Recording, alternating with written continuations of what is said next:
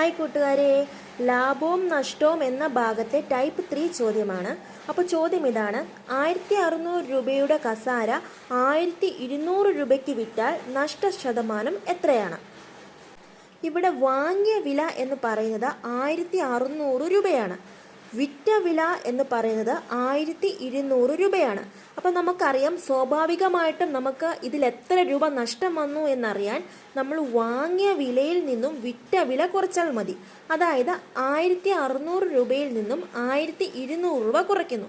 അപ്പോൾ നമുക്ക് 400 രൂപയാണ് ഇവിടെ നഷ്ടമായിരിക്കുന്നത്. ഇനി ഇതിൻ്റെ നഷ്ടശതമാനം എങ്ങനെയാണ് കണ്ടെത്തുക എന്ന് ചോദിച്ചാൽ, നമുക്ക് നഷ്ടമായ തുക നമ്മൾ എപ്പോഴും മുകളിൽ എഴുതുക.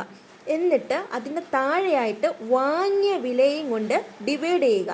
ഈ കിട്ടിയതിനെ 100 കൊണ്ട് ഇൻറ്റു ചെയ്യുക. അപ്പോൾ നമുക്ക് നഷ്ടശതമാനം കിട്ടുന്നതാണ്. 0 വെട്ടിപ്പോയി. 400/16 25%